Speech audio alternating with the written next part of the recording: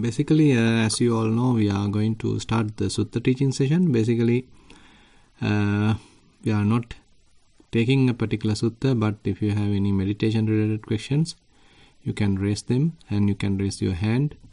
I think last week also we couldn't conduct the program, and if you have anything, please raise your hand, and we have very limited time.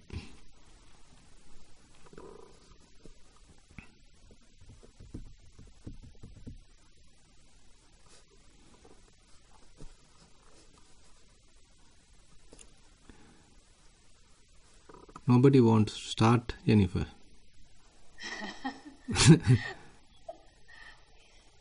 Yeah, I guess people are still thinking about their questions. Yep. Maybe Bante, or there maybe, I was going to say, if you had something from the retreat, that might have been an interesting question to share, but looks like Maura here has a question, so Yeah. Maura, feel free to unmute. Good morning, Bante Yeah, good morning. and Jennifer. I wasn't going to ask a question, but I thought it's nice to share what I've been feeling in the last 2 weeks. Right. And this is not me. These are just thoughts coming to my mind now. Thoughts are coming like, I'm only going to be on this earth for a short time. So why worry about my jewelry, or why worry about my anything? Mm-hmm. And these are thoughts that are just coming in as I'm living life here and there. And it's it's almost like a renunciation, but it's not an unhappy place. Mm-hmm. It's just thoughts coming quite often now, saying that the purpose for those things that were there before is like reducing, and the thoughts are coming, why bother with these things? Right. That's surprising me quite a bit.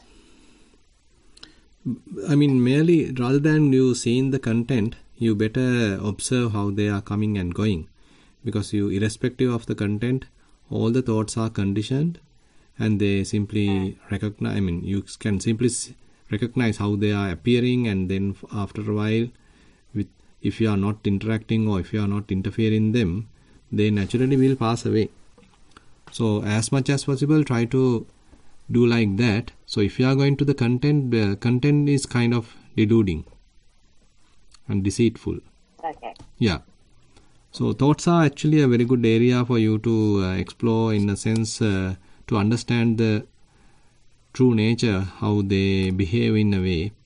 So if you start promoting them, if you start feeding them, then it will last for a long time, and you might even get tangled. But on the other hand, if you simply can recognize, okay, it's a mere thought, either it may be wholesome, either it may be unwholesome, doesn't matter. It's a mere thought, and it's coming up, and you maintain a kind of a distance. You can simply watch it as a mere thought, and then it will slowly fade away, and that also you can observe. It's a very good area for us to develop vipassana. Important thing is that you shouldn't get carried away by the thoughts. Yes, it's hard not to do it, especially when there are unusual thoughts that are, I guess it creates some sort of happiness for me, that not exactly happiness, but like I feel like it's something worthwhile that's coming up. Mm-hmm. A change from who I was before. No, but still you are the one kind of making them valuable, or you are the one making them important. That's an attribution that we do. But they are merely thoughts. I'm not saying that every thought has to be neglected. There may be important ones, but most of the time the thoughts are mostly, I would say, useless. And sometimes they just come and go as they please. Yeah, exactly. Yeah. And the other thing is, they often come promoting a self. If you did something good, and then thoughts might come and future planning with respect to a self, again thoughts are coming. So likewise, as we continue, probably you can understand most of the thoughts have I as its center. I as its center. Yeah. There's also been occasions where this is just in normal life, that I am separate to, like the consciousness is separate to what's happening, and it's like got this distance, and it's like, I won't say watching, but it's just aware of the other things happening, including the body and the thoughts or feelings. But also I noticed during the last 2 weeks, because of that happening, a bit of fear came at night. So I wake up with a bit of fear that something different is happening. So it's not consciously during the day, but in the night I wake up and I'm fearful that something different is happening. And I can't find myself, so something is changing within what I'm observing. It's okay. It's a different place. No, thing is, previous. all conditions are changing, but you don't need to get afraid. Yeah, so rather than, I don't think it's me getting afraid. Yeah. Fear just arises. Yeah, and then that's true. Be, yeah, that can be. Then, yes. Yeah, fear arises because you feel like you're losing something or something. And the different. the important thing is that we still have the sense of I. There is a self, so we are going to lose that self. So you get that kind of a fear. So what's going to happen to me? So such kind of a self-referencing type of fear is possible. So there are actually, what is important is to get into the Patissamuppada, dependent origination, where you understand it's a dependently arising process going on, but I, self, all that are some additional ignorant-based phenomena that we are adding to the situation.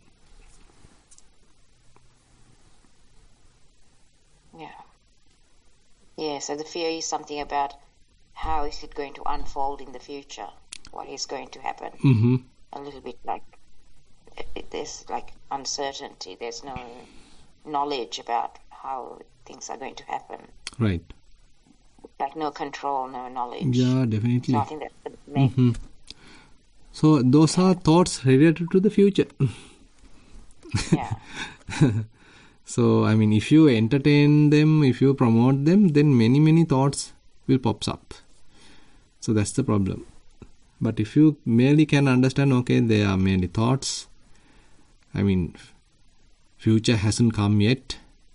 I simply have to maintain certain kind of awareness. And awareness becomes some kind of a refuge. It doesn't mean, I mean, we are not, if the home doesn't have any groceries, that you are not supposed to buy them and you are not supposed to plan them. That's not the point. Whatever necessary you can continue, you can implement. But when you are practicing, better keep them aside. You better let them go. Yeah. No, certainly those things are not falling away, but there's no huge drive to go do the things with purpose like I had before. It's just a mere doing it without having this big drive to get something or do something or crave something. Thank you, Bhante. I thought I'll share because it's nice to share. Okay, good. Thero Saranai. Yeah, Thero Saranai. Okay, thank you. I'd like to invite Gita for the next question. Okay. Bhante, I'm still trying to formulate clearly this question, so it'll come across a bit muddled, but I thought since no one is putting their hands up, I might have a go. Right. It's about this term anicca sanya. It's a discussion about the 5 aggregates of clinging, and that led to this. Someone mentioned about this anicca sanya, and I got stuck thinking, well, knowing, understanding anicca at a conceptual level, I understand that. But when this anicca sanya came up, I thought sanya means perception. Correct. So that means you have to actually see it. Definitely. Which is a different thing to conceptual understanding. Yeah, So you are, then I'm thinking, you're correct. I mean, everybody has certain amount of anicca sanya in the sense, that in the morning the sun rises and in the evening sun sets. So it's also impermanent. And people start as an infant and they will live for 70, 80 years and then they pass away. It's also impermanent. Certain amount of anicca sanya is there with the people, kind of a perception on impermanence, but that is more conventional and that is not so powerful. But the proper understanding happens with the practice of vipassana. That is where your mind is not scattered, mind is fairly calmed down, relaxed, fairly focused, and inner chatter has basically subsided, and you are in a very quiet, balanced mood. At the same time, you are observing an ongoing process. Say it could be breathing, it could be rising and falling, it could be various sensations happening in the body, it may be different feelings, it could be thoughts. All are different areas that we can explore. As a result of this experiential knowledge, then you are getting another level of perception of impermanence, anicca sanya. That also at the beginning, a kind of group wise. It is not a very transient kind of a process, but rather, say for example, if it is a feeling, painful feeling, okay, there is a rising of the painful feeling and persisting it for about couple of minutes and then it passes away. So that's another level of impermanence that you might understand. But further, as you continue, you may understand those, the feelings are not like that. Feelings are instantaneous and they are quite transient. It's a group of feelings working together, and each minute feeling has a very short lifespan. They quickly arise and quickly pass away, and you get another level of understanding of the impermanence. And maybe later you may understand you can't even see how they are rising. They quickly pass away. Another level of perception you might get, what we call as a bhanga jnana, the dissolution. Once you come to the dissolution, then more abrupt kind of passing away happens. You get another level of impermanence. So likewise, impermanence is a broader thing. At the beginning, you might have very conventional type of impermanence perception, and then slowly it refines and it becomes more and more prominent. So it's that instantaneous, that momentary, that is the more powerful. That's the vipassana. Yeah. And again, the thing is that is happening every time, but we are unable to recognize it because of the faculties are not properly aligned to see that, and they are not sharp enough. So due to those reasons, but during the vipassana process, everything happens in a proper way, that you are investigating the process, mind is also calm, well focused, other faculties are also balanced.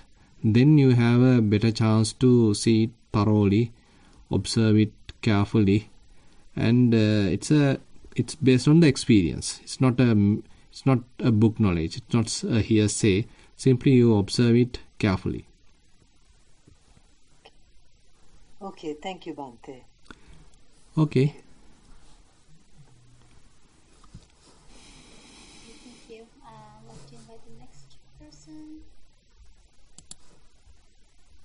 Thank you, Jennifer. Bhante, can you hear me? Yes, can. I I just want to tell one experience the last few weeks. Normally, I think just to sum up, I normally have like either positive or like a neutral experience, but I think this experience, I would like to say, was a bit of a negative experience for me. So I just wanted to understand, I guess just telling you what it was. So it was during I guess a day where I was doing my bhavana and the walking meditation or sitting meditation, and after a bit I realized I noticed what we discussed, the self, like there's no person, sort of like that that actually sort of I felt it, but the thing is that was I don't know, that I understand that there's no self and all that, so I really felt that. But after a bit, one thing what happened was it just made it a bit negative for me. Like I felt like I guess what do you say, the joy of living. Like that because we hold on to that self to have the joy in life. Like you have something for that, and then that sort of disappeared. So it became a bit negative, and then I got like a bit. I thought maybe I'm going to too much thoughts. So I tried again going to the meditation or like just doing in satya. But I guess then it sort of in that day or so it just sort of left that feeling. But it was just a bit sort of a scary or like some sort of like a negative feeling I got. So just wanted to understand, is that something because I did something wrong, or is that something that I got something and then I took it in the wrong manner? Just wanted to understand from yourself. You mean that the understanding of non-self made you of non-self. So I it's not like from knowledge. I sort of in the meditation I felt it, right? Then I sort of, because I felt it, I concentrated sort of in a way like that. I don't know if I concentrated. So how did you understand the non-self? What was the process that you were observing? Yeah. So in the meditation, what I felt was it's just sort of the footing of feeling a sort of a spleen or self fell away a bit, right? So then there was nothing. So there's and then it's sort of it. Then that feeling, I guess after the meditation was the one that felt like, so it's hard to explain that I felt like it's not there anymore. Like at that time, I'm not saying after that it came back, right? So at that time it sort of disappeared, or like, I don't know, fell withered away sort of. So and then I again went back to meditation. I think because that happened, I sort of tried to do that. Maybe I focused on just to see what that was, right? Then I truly then I didn't feel it that was there anymore, sort of like, it just disappeared for that momentarily. But after coming out, then I felt there's that, then I don't know, maybe after coming out from the meditation, then I felt like there's no sort of the joy of like, that we had the thing that, there's a reason to live or something, that things like that, in the joy of living, right? Where we hold self as some way of, having the joy of that. So that sort of disappeared. It felt like there's no footing. That's for that. So it was a strange and a weird feeling which I normally never had. Like so. Oh, yeah. But okay. Then, So basically, I mean, we really like to boost a self and to use various different kind of supports to maintain the boosted self. So that's what we ignorantly do. We assume that there is a self, and we are using many supportive conditions, sometimes what we call them in Pali as the upadi, the kind of assets. Various different kinds of assets are there to maintain this self, and time to time we boost this self, and but if we are not doing it, then it fall apart. Now that's why, I mean, say for example, assume that you are in relationship. If you are in a relationship, that you expect your partner, whoever, to promote you. to love you and to tell that I love you darling, I love you darling, something like that again and again. So you feel okay, you feel comfortable, you feel safe, and you feel boosted, and you feel that there is someone who appreciates you and someone who really say promotes or appreciate your skills or whatever it is, and that's a kind of self-boosting process is there. But when it is not happening, then you feel depressed. That's typically the typical situation.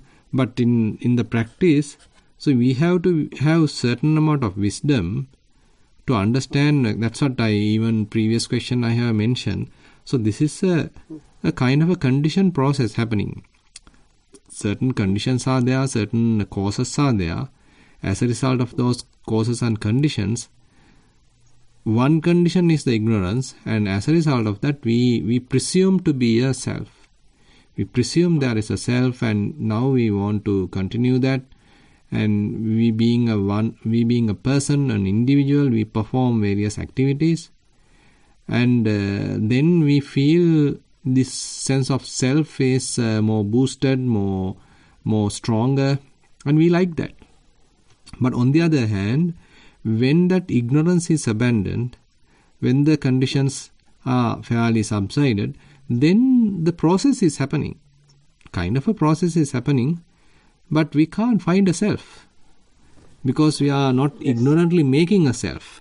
What we need to understand, it is not a existing self that we are trying to promote. Rather, again and again, time to time, we have to prepare that self. We have to construct that self. So that constructed self is very fragile. So we have to every time maintain that. We have to every time pump some energy to maintain that sense of self. Because it's not really naturally existing. It is something that mind made. Constructed kind of a self is there. So that's why in Dhamma, Buddha mentioned, okay, you see this construction process and you understand how this I-making, mind-making is happening. So but when you, it's, I guess I do feel it now in some, not all the time in meditation, Bhante, I'm not going to say that, right? I do feel that falling away or that footing's going. So my question to you is, as you said, that gives you that, I don't know if I'm saying that, it's not depressing as that level, but it is it's a, what do you call, sad or something. Because you don't feel happy in that when you come out of it. Yeah. Right? So how do you find the balance then? Because you need to still, you have a long way to go with the practice. You need to, how do you find the balance? That's what I was trying to say. So that's the thing. So that's why typically when some kind of a sorrow or some kind of depression happens, so that is what the psychotherapists and the counselors are doing. So they somehow find causes, find reasons to boost herself again. So they prepare the self again, and they say, okay, you are good, you are really nice, and so think about the nice activities or nice situations in your life and whoever appreciating you, blah blah blah. So somehow they again prepare the self. They mend the self which was broken. And then you feel happy and you come over the depression. But the interesting thing is that again is a kind of a deluded state. So how about understanding? How about developing certain kind of understanding? Okay, this is really a constructed self that we are maintaining. If we are unable to construct, then we feel like hollow. We feel like lost. We feel like all kind of redundant. We feel like floating, and we feel like a ghost. We lost everything. I think you told the right words now, Bhante. I was trying to find it's like hollow feeling, and that's the exact feeling I got. Yes. Yeah. So because we are functioning but without an essence, internally we can't find any essence, any core. But that's the interesting thing. So how this can function without a real sense of essence, real sense of substantial a core, inner core. But the reality is there is no such substantial inner core, but things are again and again comes together working together, causes and conditions are supporting each other, then the continuation happen even though there is no real self. So that is, no point of merely trying to theoretically understand that, but as you continue the practice, again and again this insight can happen, and it will question you about that old habitual acceptance of an existing self. We ignorantly have accepted there is a self, but the practice is now attacking that. Practice is now challenging that.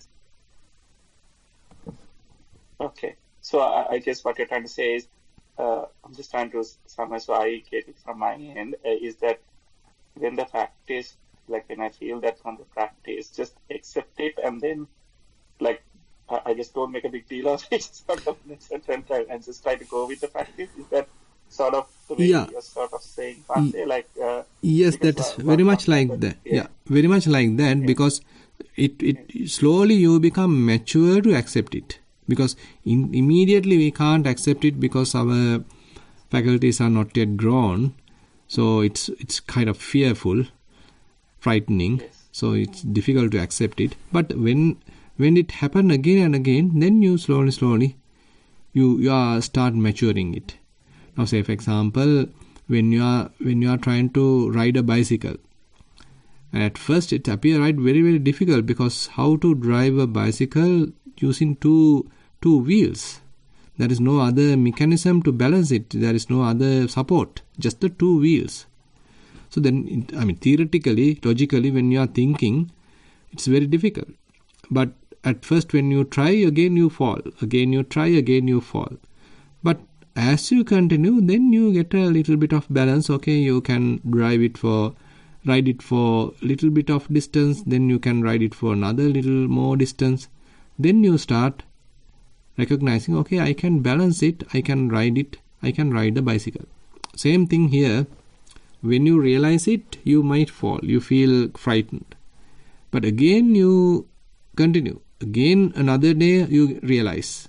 So likewise, the practice itself will help you to grow in it, and then maintain an understanding of non-self, and to function using such kind of a situation. Okay. So I'll just, I guess what you're saying is just continue with the I do continue with the practice. I didn't stop because of that. And give some emphasis to the... Continue, not think too much about it. Yeah, that's another thing. And give some emphasis to cause and effect, the Patissamuppada, how things are happening due to causes and conditions. And probably you can read some books which are into Patissamuppada, or you can listen to some Dhamma sermons into Patissamuppada, how things are happening due to a causal reaction.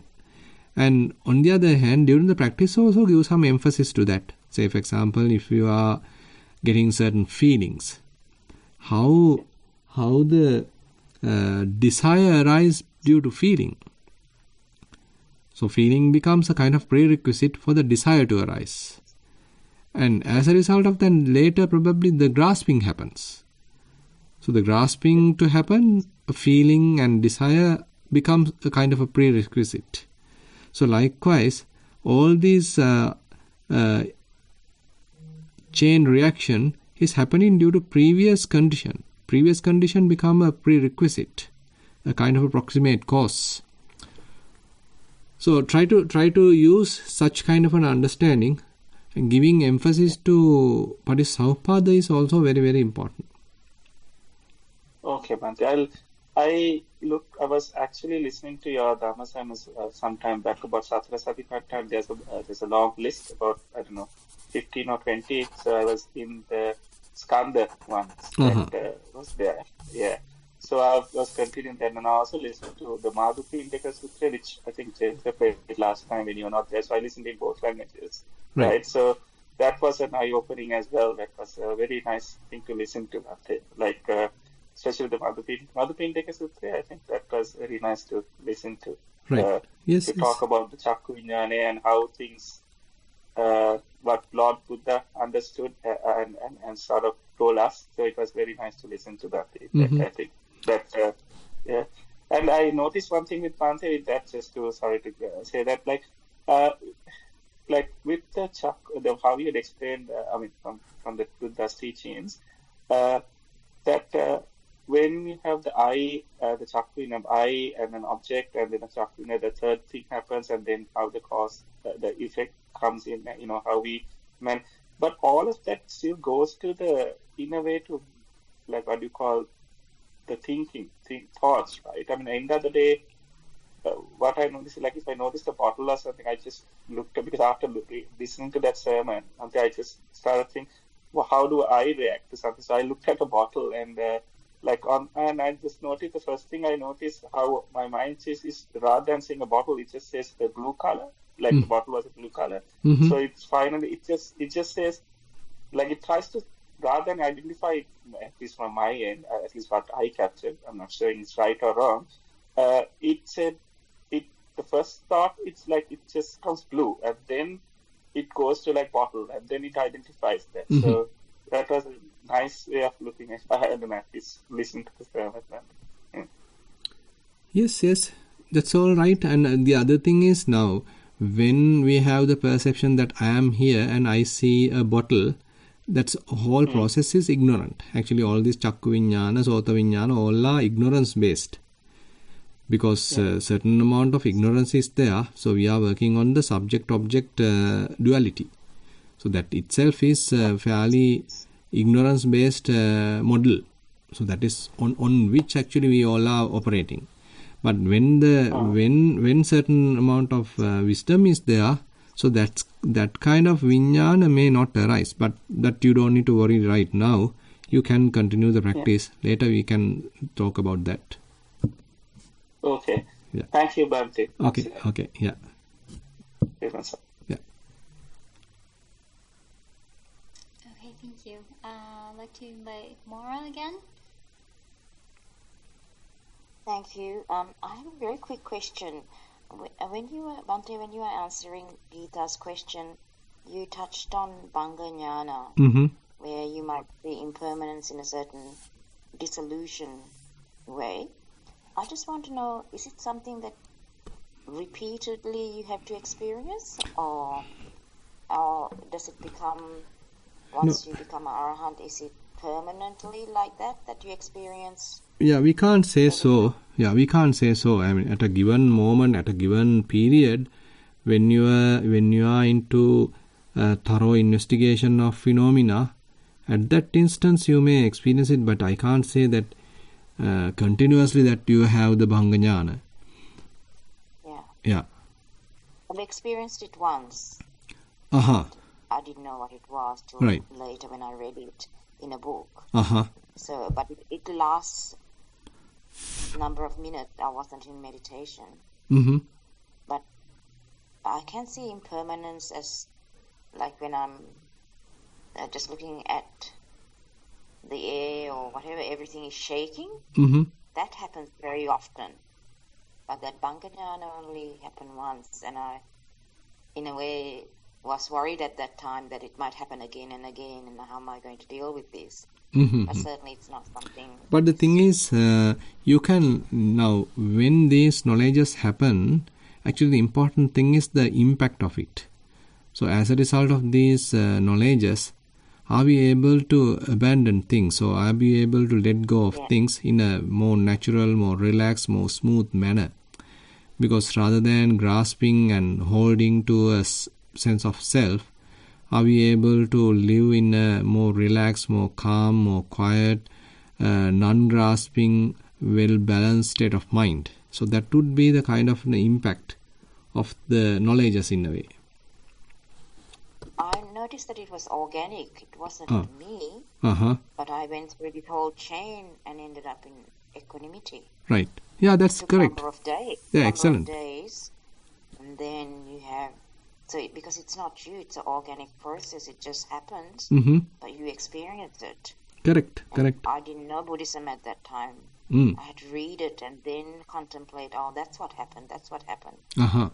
Because you get this it's not depression, it's actually dispassion comes. Exactly. Which is a bit different. It's not depression, it's something very different like. Correct.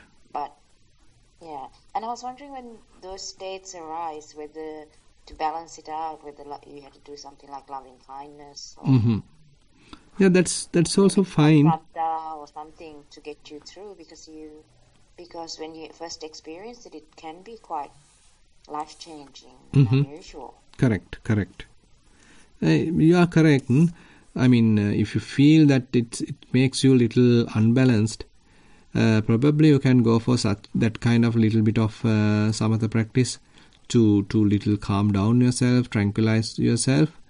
But the tranquility may happen again as you continue the practice when the mind become balanced even without an object. Now at first it appear like you are floating and there is no ground, there is no pedestal to stay, there is no place to footing. But later, I mean, you may be able to stay there without a footing.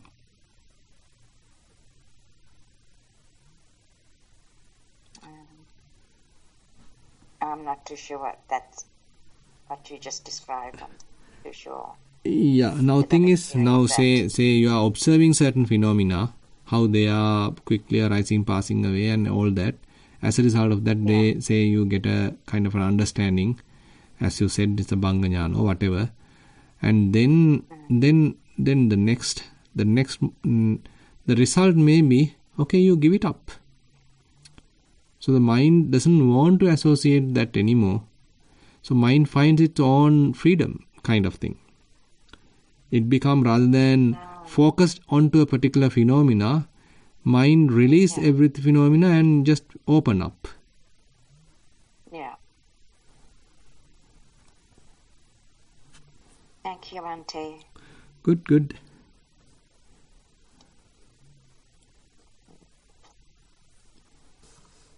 Okay, I'd like to invite Mahisha for the next question. Thank you, Jennifer. Avasarai Bante. Yep. I can remember like 2 weeks ago, I was, having a discussion and then I couldn't continue it anyway. The time was up, so it has to conclude it.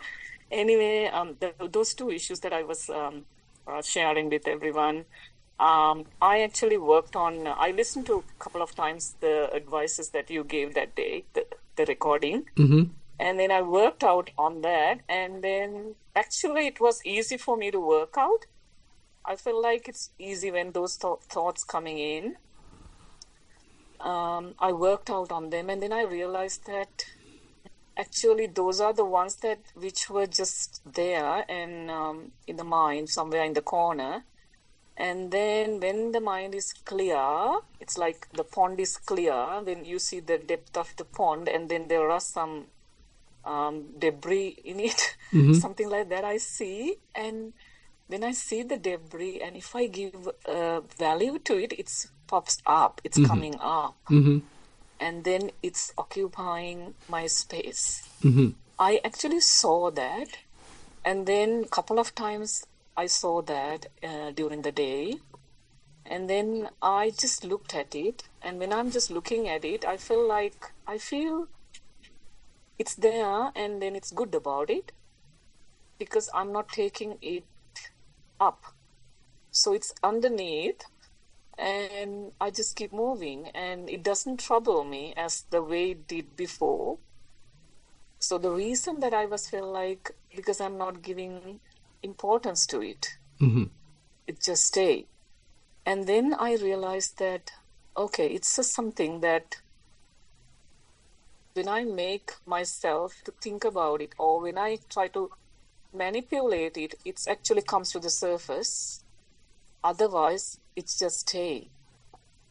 Now, my today's question is like, is that the way to look at it, Bante? Or so I feel like when I keep doing this, probably my practice will keep on, and then these things will completely fade away one day. That's what I felt. Am I right, Bante? So what these things? These things are, sorry, you can't remember. So I was telling that one story is like when I was a 19-year-old, someone, I mean, Okay. I someone, understood. yeah. Can you remember that? Now And something then came to something my with my mind. brother. Yeah. Something came to my mind. So Yes. it's like, Yeah, yeah, keep it's like forgiving. personal Keep things. forgiving in a way. Keep forgiving to yourself as well as to the other person. Exactly. You told me about Yes. forgiving. Yes. Yeah. And that's the main thing. Basically, why we are holding things, why these things are not dropping off, is because that we give some value to them, and again, we are not ready to fully give up. We are not ready to fully forgive. We have some kind of a stain, some kind of a revengeful thoughts. Grudge. Yeah. We need to understand. We all are human beings.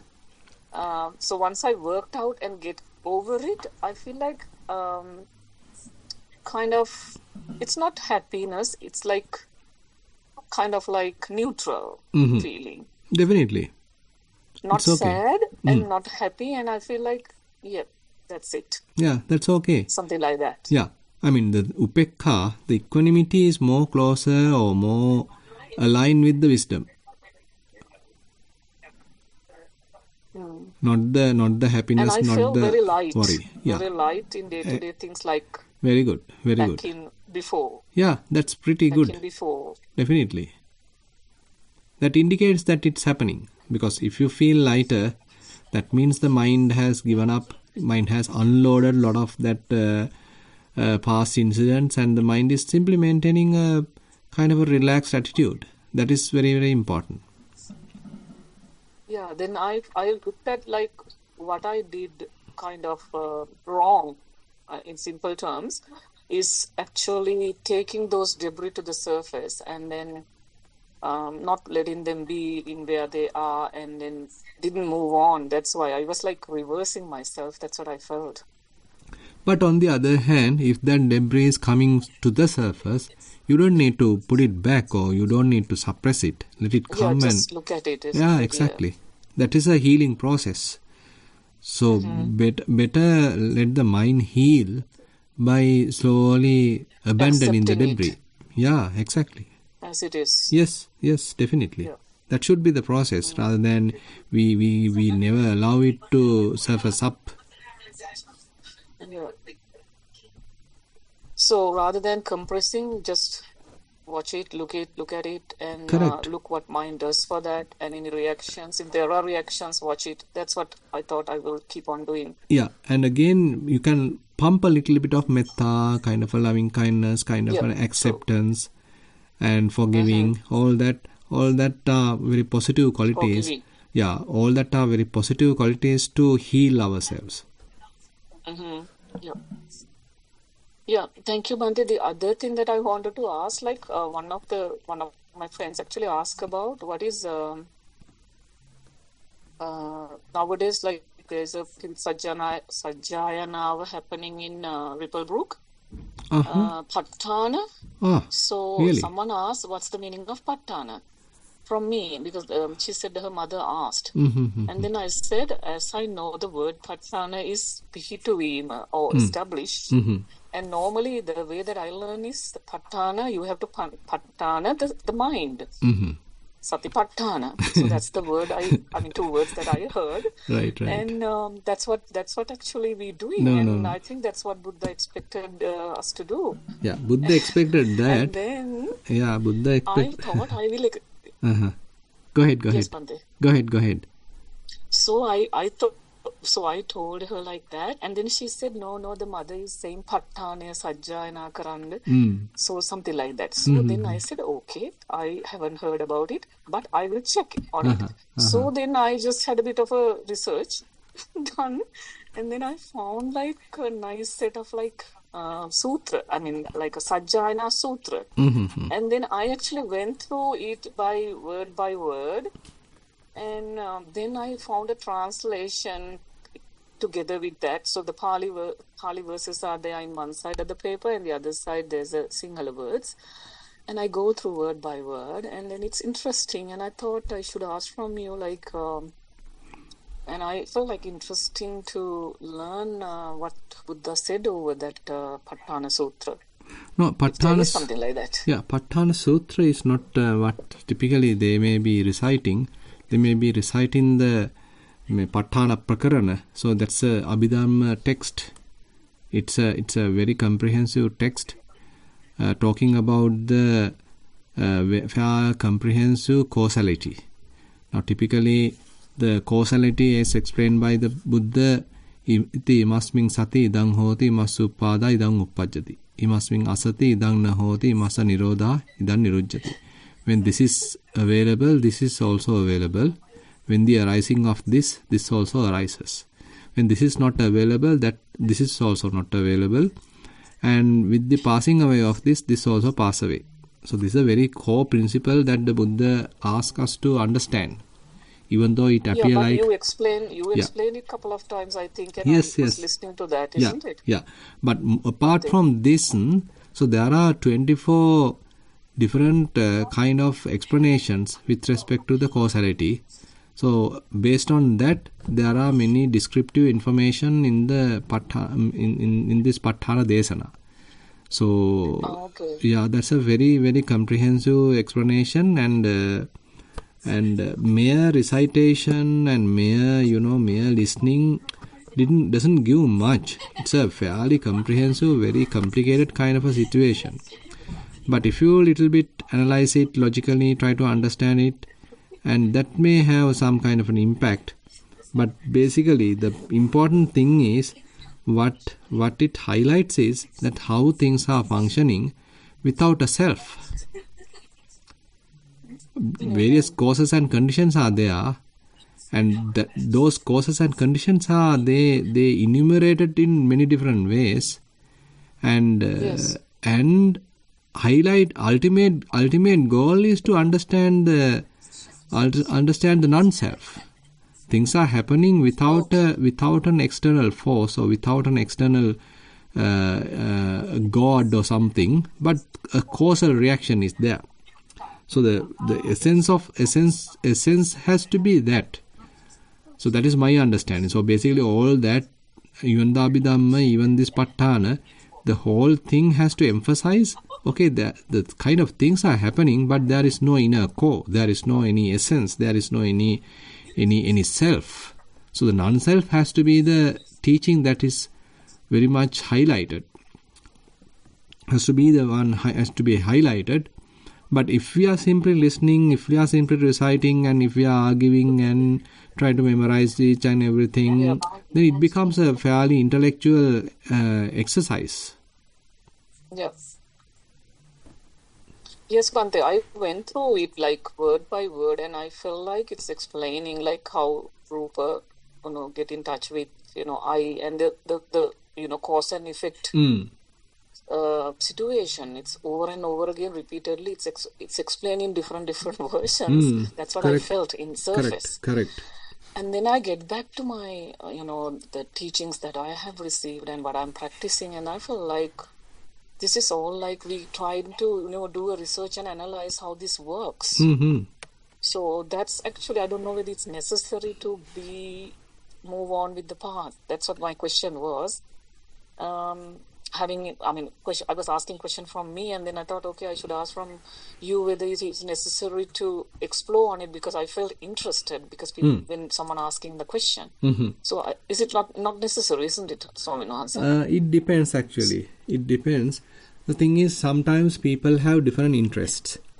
Now, certain people are more aesthetic and they want to realize things more practical point of view, and so they read many suttas and even some deeper suttas, and that makes them more understandable, and that grows their faith and that grows their wisdom. So that is one type of one group of people. But there are others who are more into analysis, and for them this also helps, and sometimes for the other previous group, this may appear like more complicated, more complex, and more dry. So this kind of things also there. So you can see the impact, you can see the effect of this understanding. If more you try to understand this, and if you feel more convinced about the Dhamma, more convinced about the Buddha, more convinced about the Buddha's teaching, and you are able to keep the mind more relaxed and more free from any attachment, and you understand it's a purely non-self, and then the purpose is done. But on the other hand, if you feel more confused and you feel more weighty, and many doubts are coming to your mind, and your mind become more burdened, then it's not it hasn't come to the purpose. Yeah, I understand. When I went through it word by word, I get back to again the basics, like what I learned. And then I thought, okay, these are the things, these are the basics, and this is what I have been through. And this is something, I feel like it's something that advanced, and listening to it won't help that much. I felt all those things. Thank you, Bhante. I think I got it. Okay, good. So it's waste of time. I feel like it's waste of time. I can do what I'm doing and move on. Thank you very much, Bhante. Okay. Many merits. Yeah. Thank you. Let's invite RJ here. It's good if you can put the proper name, because otherwise difficult to know who you are. Sorry, Bhante. This is Ranga. I'll change that in my Zoom settings for next time. Okay. Right. So, Bhante, my question is around diversifying mindfulness. I've been listening to... I keep re-listening to some talks that Bhante Dhammajiva where he mentions unmindfulness. Sort of the unmindfulness, the beauty and the hilariousness of unmindfulness. And my understanding is that he talks about Sati Sampanjanya as diversifying mindfulness to where it can accommodate even when you're unmindful, even in the face of a mishap. So I was wondering if you could help me understand this sort of layer of Sampajanya. Yeah, the thing is, now say you simply being mindful doesn't mean that you are going deeper or you are going to a kind of an investigation. So the mindfulness at the very early stage is merely you come out of the past proliferation, and you don't do any kind of future dreaming, and now your mind very much in the present moment, and maybe a kind of a process is there for you to help to latch with. But the clear comprehension is the next step. Once you are mindful, then try to investigate what's in front of you. Whatever the phenomena that you are experiencing has to be thoroughly investigated. So that is how the clear comprehension start growing. It may be breathing, for example. Now, if you take the breathing, so rather than simply surfacing or simply glancing with breath, now see how it is starting and how the middle looks like, how you are feeling the middle, how you are experiencing the end. Is there a gap between in-breath and out-breath? Where is it touching? What are the differences between in-breath and out-breath? Now, all these are... the breathing is a subtle process, and you are trying to clearly comprehend this very subtle process. So, I am just taking one example. So, similarly, you can clearly try to comprehend the feelings and thoughts and all that. So, that is where the Vipassana works. So, when mindfulness and clear comprehension comes together, then only the momentum gathers up. I see. So what I'm interested in is no matter how much I try to perfect myself with mindfulness, right? Unmindfulness happens. I'm interested in attuning the mind more into noticing that retreat into unmindfulness and then the emergence back of mindfulness. Does that make sense? Is that a valid way to practice? Yeah. The other thing is, now as you continue, probably Bhante Dhammajiva may be referring this unmindfulness when the mindfulness is fairly available. Now the point is, probably you have heard about Sati Bala. It's not the Sati Indriya, but the Sati Bala. Sati Indriya is the faculty of mindfulness. Sati Bala is the power of mindfulness. At the power of mindfulness, you feel you are not being burdened or you are not being frightened. You are not being much disturbed even when the mind become unmindful.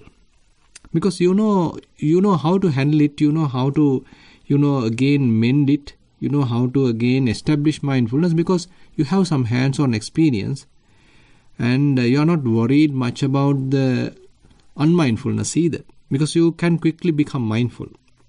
So therefore that kind of a confidence is there at the Sati Bala level, the power of mindfulness level. So what you have mentioned is correct. So you understand time to time, okay, unmindfulness happen, but you can easily come back to the mindfulness. Yeah, so it's like almost like a developing an equanimity, regardless of how present mindfulness. Correct. Either way, success or failure, it's okay. Mm-hmm. Is that sort of thing? Yeah, that makes sense. So basically, more we continue, more will be the equanimity, as you said. At the beginning, there may be very pleasant, very inspiration type of thing happen. But as things are moving forward, it's more into the equanimity.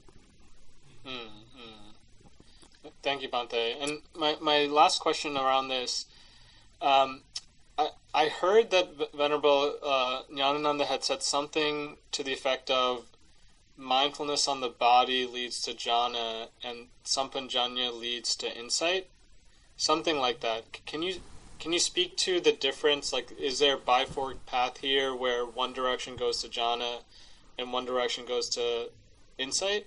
In my own practice, I notice like when I focus mindfulness on the body or walking, it gives rise to piti sukha, etc. But if I'm more interested in the posture, which is more bland, more neutral, it's not very exciting. It seems like it's going in a different direction. Could you speak to that? Yeah, could be he is referring now, that there's a sutta called Kaya Gata Sati Sutta in Majjhima Nikaya. So there Buddha included jhana also into the sutta. Now in the Satipatthana Sutta, Kayanupassana section doesn't have jhana. But in the Kaya Gata Sati Sutta, totally talking about the body-related practices, includes the jhana. So could be that indication that could be one reason that Bhante Nyanananda mentioning like that.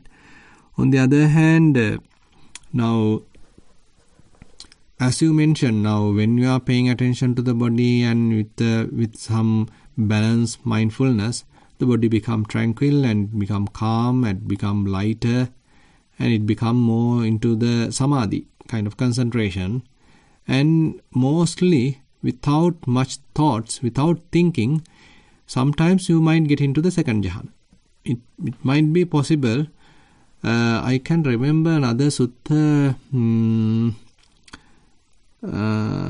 talking about the elephants. I can't remember the name of it. So there also it is mentioned when one is attaining jhana after going to satipatthana, it naturally starts with the second jhana because the mind, the movements of the minds have fairly subsided. Mind become more calm, more quiet, more relaxed, and more still. Then it is more parallel with the second jhana. So therefore there may be possible that one may attain second jhana and maybe even more than that if he wants. But what's the other thing that you mentioned? Vipassana part?